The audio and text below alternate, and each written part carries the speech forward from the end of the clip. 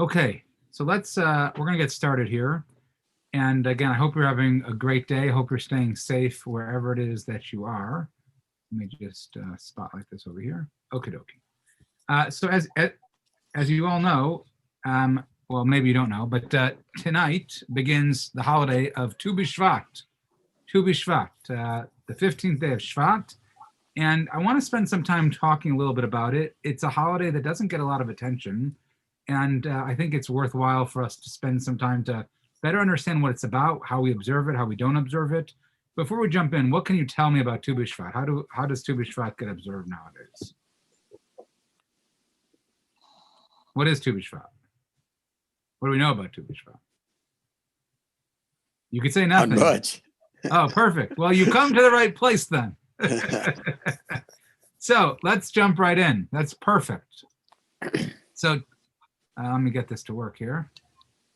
Can you all see my source sheet here? Yes. Perfect. Okay, because it sometimes doesn't come up.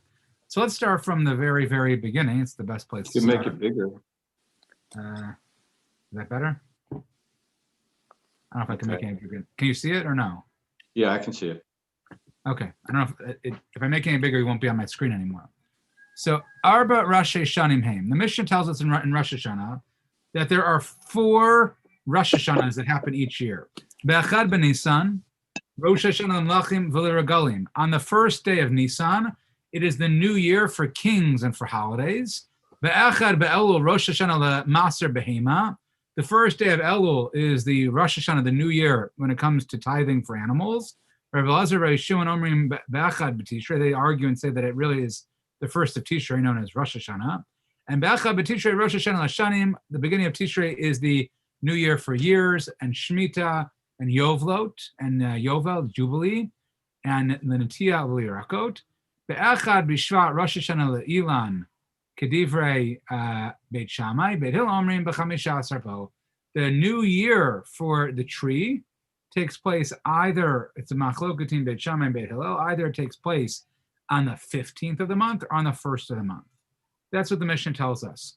So what does it mean? What is the practical significance of these new years? In other words, what does it mean that it is the new year for trees?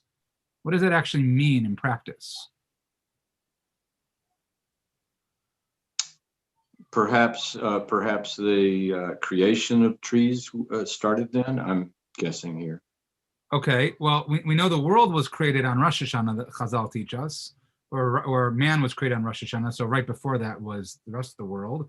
So I don't think that's what it is. So when we say that it's the Rosh Hashanah, it's the new year, does that mean that, like, if we look out tonight at night, the trees are going to be popping champagne and having celebrations, or are they going to have, like, serious davening like we have on Rosh Hashanah? Like, what does it mean that it's the new year for trees? Like, we say that, and that's what Tu BShvat is, the 15th of Shvat. We hold like Beit Hillel and not like Beit Shammai, so that's exactly what it is.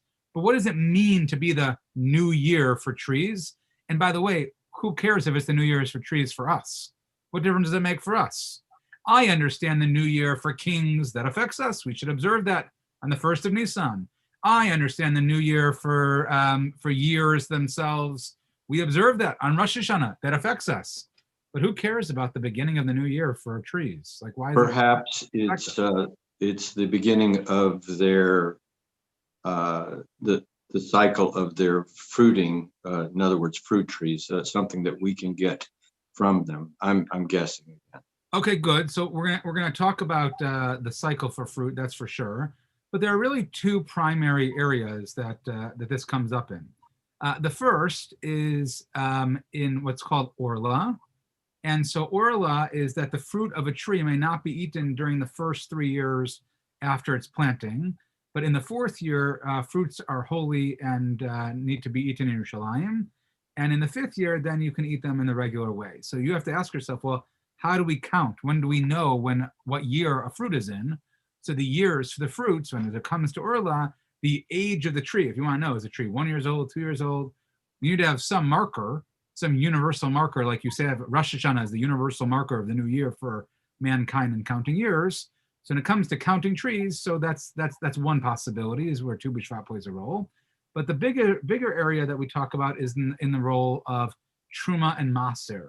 So there are all types of truma maser. There's truma, which is tithing given to a Kohen. There's Meiser Rishon that's given to the Levi. You've got Meiser Ani and Meiser Sheni, which is depending on what year in the Shemitah cycle, it's either giving money to the gifts to the poor, or bringing that money to Jerusalem to spend, or the fruits and produce to Jerusalem to spend, right? And what the Torah tells us is aser taser et kol tuvat hasaneh hasadeh. You should give Meiser, you should tithe each year bashana, in the year. And the question is, so what is the year? So the Gemara tells us, let me share my screen again. The Gemara tells us here, so Ilan shechantu perotav kodem chamisha asar b'shvat, a tree who has begun to bud before the 15th of Shvat, nit aser l'shana she'avra. So it tithes from the previous year, achar chamisha asar b'shvat, after Tu BShvat, the 15th of Shvat, nit aser l'shana haba'a, you give meiser from the next year. So one of the questions that emerges from this is, so when we're talking about you have to give tithes, it means you tithe from that specific fruit or vegetable, whatever, produce. But there's a problem. So let's pretend, Bernard, that you're the Kohen, right? So you're Mr. Kohen, and I owe you 100 apples. I don't know. That's what I owe you, 100 apples. Do you care as the Kohen whether you get the 100 apples from this year's produce or from next year's produce? What difference does it make? Meiser should be Meiser. I owe money. I owe 100. I owe Bernard 100 apples. So Bernard, here's your 100 apples. What difference is it to you that it has to be specifically that you tithe from the fruit and the produce of the appropriate year? What difference does it make? And so Rav Moshe Feinstein has this incredible idea here. I just brought it in the English because I think that it really encompasses a deep idea for us to think about. So let's just read some parts of this. I said a reason for the joy and for our celebration on the New Year for trees, which applies only to laws of tithes, which we may not separate from one year's produce on that of another year. The tribe of Levi was not given an inheritance, and the rest of the Jewish people received their portion. So therefore, meaning thus, the tithes that we give them are not merely a charitable gift from the rest of the nation, but it is an obligatory payment, like a rental payment. But since it is a sort of obligation, wherein a person can give it to whomever he wants, and there is no one who can sue for it or take it from the field from when the owner does give it, a person might make a mistake and think that it is a gift that he's giving. So let's say that again. So what the Gemara here is saying to us here is that there's this idea that there's a fundamental principle about how the Torah works when it comes to giving charity, right? That's what it is. When you're giving meiser, when you're tithing, you're essentially giving charity, and it helps us understand the significance here of Tu BShvat. You might think that that when you're giving truma and meiser to the Kohen or to the Levi, you might think that you're giving him a gift. You're just giving him a gift, but it's not a gift. It's a tax. It's a tax. It's something that you owe him. It's not a gift. Even though you could take it from anything you want, it's not a gift. It's a tax. And because it's a tax, it has to come from specifically the area in which you owe it to him. And so it's the same idea that applies to charity in general. Nowadays as well, a person must know that the world was truly created for all people and that everyone essentially has an equal share in it. But when one person is wealthy and another is poor, God has given the portion of the poor one to the wealthy one. And consequently, it is not really his. But if he fulfills the requirement that God placed upon him and gives charity to the poor, whose portion he has received, then he will acquire his own portion, and it will be truly his. In other words, when we give charity, we mistakenly sometimes think that we are doing somebody else a favor. We're helping them out. That is not what charity is about. When we give charity, it's something very different. God gave us a certain amount of money, and and God just gave us the money that's owed to somebody else. Does that make sense? It's not just our money that we're giving out of the goodness of our heart, as much as the charity that we're giving is money that's owed to other people as it is. So what Rav Moshe Feinstein is teaching us here is that a person who gives tzedakah should not feel that this is some act of generosity of giving a gift. On the contrary, God gives wealthy people the ability to help other people who need it, expecting that they're going to distribute those assets. And so this is really one of the reasons why there's great joy for Tu BShvat, because on the day in which we conclude the separation of all the tithing, we do the Truma and Meiser. So what we're cementing, in a sense, is our ownership and the remainder of our assets, which God gives us. So that's the rest of us. It's a day of celebration, because once we give the part that we've given, everything else is what God gives to us. And so it's really a moment of celebration in that sense. Does that make sense? So what is it that's so significant about this date, the 15th of Shvat? Like, is there a holiness to it? What's the significance? So the Gemara in Rosh Hashanah tells us, Rashi explains, Rosh Hashanah Ilan, my taima. What's the reason? Amar Rav Elazar, Amar Rav Shia, Ho'il v'yatsu rov gishmei shana v'adayin rov tkufa b'chutz. Why? Rav Elazar says, because of most of the rains of the year have already fallen by then, and most of the winter season has passed. As Rashi explains, what does it mean? Because most of the rainy season has passed, which is a time of saturation. The sap has already risen in the trees, and from now on, the fruit will begin to bud. So the Gemara explains that Tu BShvat was given as the day is the first time of the year which the effect of the rains could really be discerned. And this date is specifically chosen because it's the year where most of the year's rainfall has already happened, and the tree is now prepared to move towards its fruit-bearing time. By the way, like if you were outside 2 days ago, it really felt like a bunch of rain that was owed us just came down in sheets and buckets. And the idea is, when we talk about rain, we're not talking about rain in Memphis, Tennessee. We're talking about rain in Israel. And this Tu BShvat marks the end of the rain that's necessary for these trees to produce fruit. In fact, does anyone know what is the first what is the first tree that gives fruit? Does anyone know? The almond tree, Hashkedia porachat. The almond tree is the first tree to give forth. It blooms very quickly, and it ends very quickly as well. It's like a 3-week totality, which is just an interesting discussion about that. So that is that's the story with that. So now that we talked a little bit about what Tu BShvat is, what we do on it, how do we observe it? So there's obviously some moment of joy here, because again, it's the moment where we realize that that whatever income we have after we give Truma Meiser is the gift that God gives us. So we should be thankful to God. How do we observe it? Like what's before we go on, Truma Meiser, is that always from specifically and only from the trees, the fruit of the trees, or is it other things? No, it's not just fruit. It's any produce that you have. Wheat, so barley. why would we single out the tree then instead of, when we say trees, we mean all plants. Plants, yeah, that's what I mean. Okay. Yeah. All right. Well, I have a question. Yes, sir. My question is that all trees aren't fruit trees. Most trees on our planet don't produce fruit.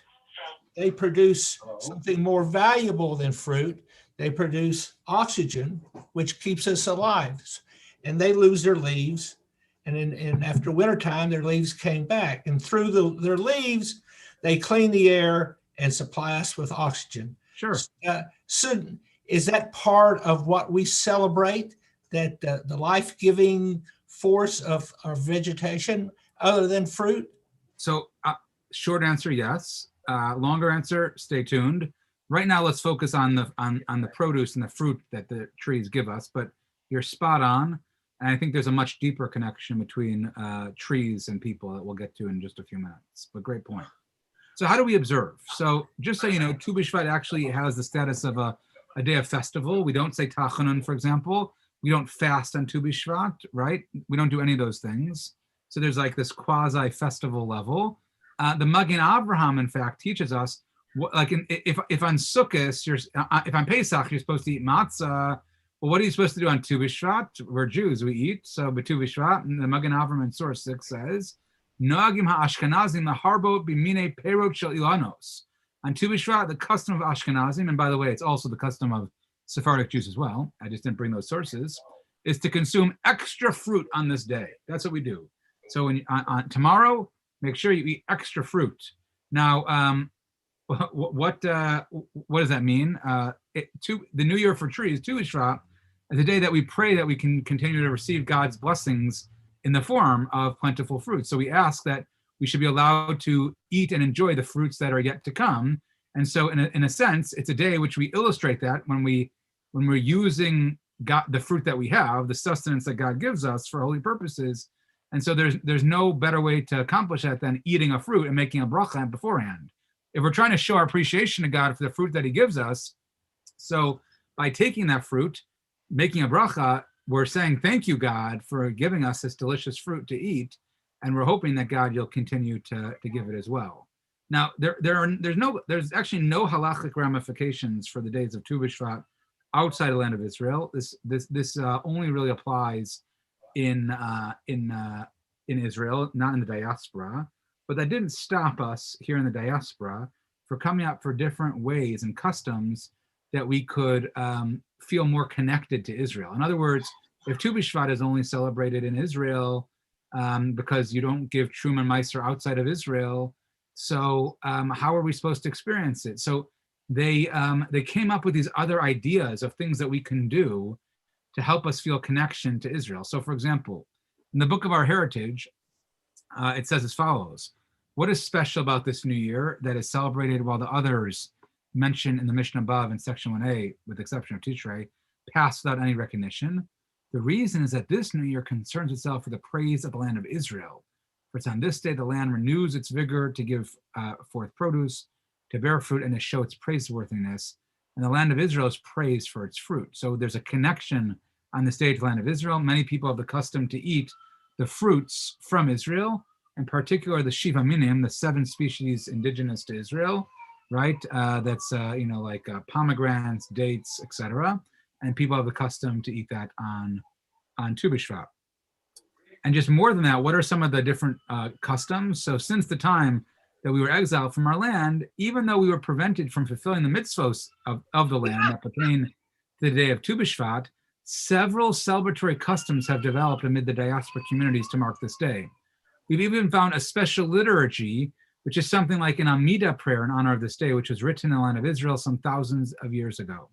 Most of the customs revolve around consumption of fruit and recitation of prayers and expressions of praise for land and its fruit. And so many of the custom, as for example, Rabbi Finkelstein and Anshe tonight, are doing a Tu BShvat Seder, and that's exactly right. There's people have a custom of doing an actual Seder, right? You see it right over here. In the times of the Sfad Kabbalists, the order for the night of Tu BShvat was established, which is first mentioned in the book Pri Eitz Hadar. The Seder includes passages for study from the Bible, from Midrashic texts, and the Zohar, as well as a prayer for the success of the fruit of the land, which is intertwined with eating of different fruits that pertain to different spiritual worlds. Again, there's a lot of Kabbalah here. We're not going to get into that. And so so basically we have these different customs. It's customary for us to eat fruit, specifically fruit of Eretz Yisrael. It's a day for us to feel a connection, a yearning for the land of Israel. And there's actually one other really neat idea that we're supposed to do. Not only are we supposed to pray for good fruit and hope that God blesses us, but there's something very specific we're supposed to pray for on Tu BShvat. Does anyone want to guess what it might be? This is like a $100 bonus one here. What was that? Mashiach. Okay, close. Look at this. This is so neat. The Bnei Yissaschar says, let's go back to this first Mishnah for a second. What does the Mishnah tell us? On the 1st of Shvat is the new year for the tree. What would you have expected that to say? The 1st of Shvat is the new year for trees, plural. It says la ilan. It should say la ilanot for all trees. I know the answer. The answer. Okay. The answer is the tree of life in the Garden of Eden. Correct. So what do we pray for? The reason for which the Mishnah mentions the new year of the tree, the word tree is written in the singular rather than the plural trees, to allude to the fact that our rabbis instructed us on Tu BShvat that God should provide us with a kosher and beautiful etrog for the time for the mitzvah of Sukkot. Therefore, the Mishnah says tree in the singular, hinting at the special tree that the Torah specifies for the mitzvah of the etrog. Some suggest that the tree in the Garden of Eden was an etrog tree. Others disagree, but there's a custom. So tomorrow, if you want to get yourself a good etrog, so you should make sure that you should daven extra hard. Now, you might think that that's some type of a joke, by the way, that like, we should daven hard for an etrog. But you have to remember that we take for granted that we could have etrogs shipped to us from all over to get to us tomorrow. You can order an etrog tomorrow. But back not so long ago, a couple hundred years ago, a city would be lucky if it had one etrog in some of these German towns in Europe. It would be very lucky if they had an etrog. So you can understand why they would take on this practice on the holiday of Tu BShvat, this New Year of fruit. It would make sense for us to pray that we should maybe get good fruit, in particular an etrog. You need lots of prayers to get that. And so feel free tomorrow not only to eat fruit, but to also pray for your etrog. So I want to go back, though, to a bigger point which was made by her about the importance of trees in general. There's actually, so not only are there halachic reasons for us to celebrate this day, not only is it a day about showing appreciation to Hashem for what he gives us, about showing us that we're supposed to share with others, and a day of charity, a day of connection to Israel and the fruits of Israel, and yearning that we should be able to go back there and personally observe the laws of Shemitah and the laws of Truma and Meiser, etc. Absolutely. We also know that there's a very, very deep connection between trees and mankind. Take a look at the pasuk from Devarim. So the pasuk tells us, this is about when you go to wage war, I think it's Parshat Shoftim. So ki tatsur el ir yamim rabim. So when you war against a city for many days and you siege it for a long time, and you want to capture it, you're not allowed to destroy its trees. You're not allowed to wield the axe against them. You may eat of them, but you must not cut them down. Lo tichro. Why? Ki ha'adam eitz hasadeh. The trees of the field, human to withdraw before you. Said differently, because man is like the tree of the field. So there's this connection. The Torah alludes to it specifically, saying that mankind is like trees of the field. Well, in what way are we like trees? What does it mean that we're trees? That we're like hard on the outside and on the inside? That we, drop leaves everywhere? In what way is man like trees? So there's many answers. For instance, in Pirkei Avos, Rav Elazar ben Azariah teaches, Kol shechachmato meruba memasav l'ma'u domeh. A person whose wisdom exceeds his deeds. Again, a person who doesn't act as much as he doesn't practice what he preaches. He doesn't have great deeds. He's a very wise person. So what's he like? To a tree whose branches are numerous, but whose roots are few, so that when the wind comes, it uproots it and overturns it. As it is said, he shall be like a bush in the desert. Alternatively, one whose deeds exceed his wisdom, to what may be compared to a tree whose branches are few but roots are many, so that even if all the winds in the world come and blow upon it, they cannot move it out of its place. In other words, it's not just the Torah says be like trees, but we're meant to be like trees.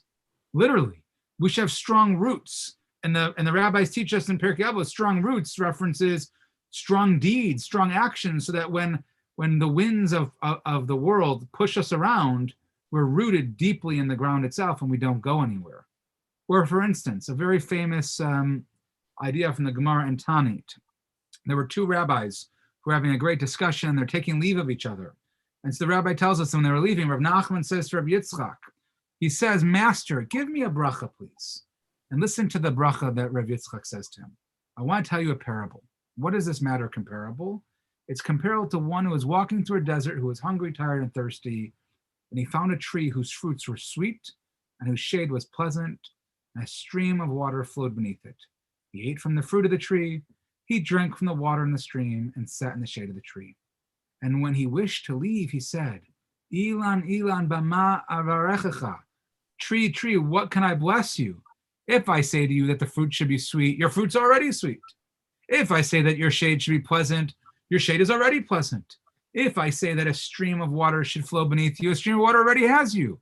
So what can you bless? What can I bless you with? So what's the bracha that you give a tree? I bless you as follows. May it be God's will that all saplings which they plant from you be like you.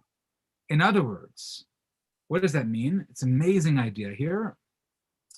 When these two rabbis are taking leave, and this one rabbi turns to the other and he says, you're already so great. You want a bracha? What do you want? So it is with you. With what shall I bless you?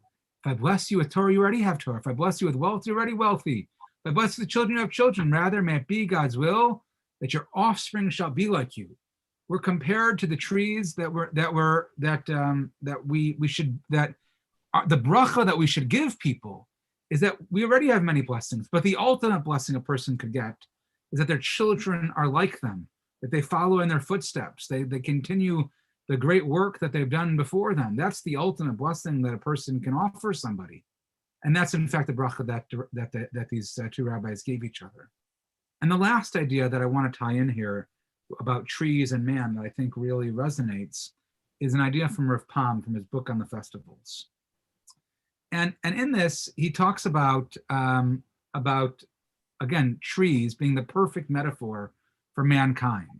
And he says the great masters of Musar and Jewish thought derived many important insights from Tu BShvat, which always falls in the middle of the winter when the trees are bare of leaves and bereft of any sign of life.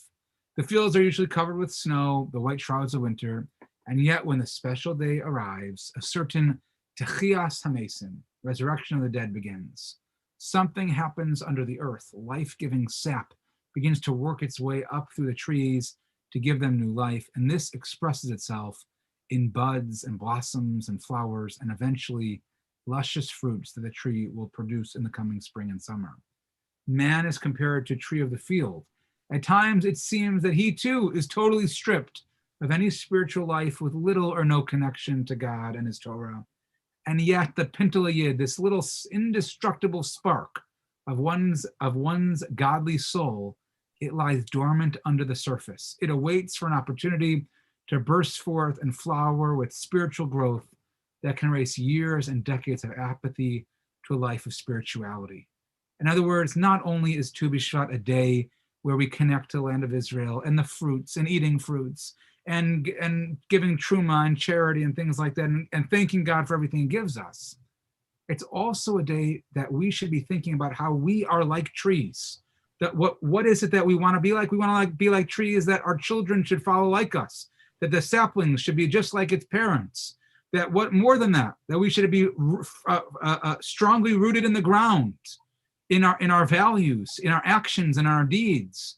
But more than that, and perhaps most of all, is that we are like trees, that even when we feel like we're so far away, even when we feel like we're in the darkest winter and we don't feel our connection, within all of us is this spark, the sap, that is just waiting to slowly emerge and slowly produce these delicious fruits. In other words, this deep connection and a meaningful life and a meaningful connection to Hashem. That's what we celebrate on Tu BShvat. And so tomorrow, not only should you take and enjoy your delicious fruits, which you should, and go out and get some dates and some other fruits from Israel if you can get a pomegranate and other things like that, absolutely. You should enjoy that. There's a custom to eat buxer, which I don't know what buxer is, but it's something. It's a type of, but more than that, tomorrow make a commitment to really think about what's inside of us. Really make a deep cheshbon hanefesh about the spark that's in us, and to see what are we doing to make sure that we have deep roots. What are we doing to make sure that we're growing in the way that we are, and that we're making sure that spark inside of us is ready to blossom.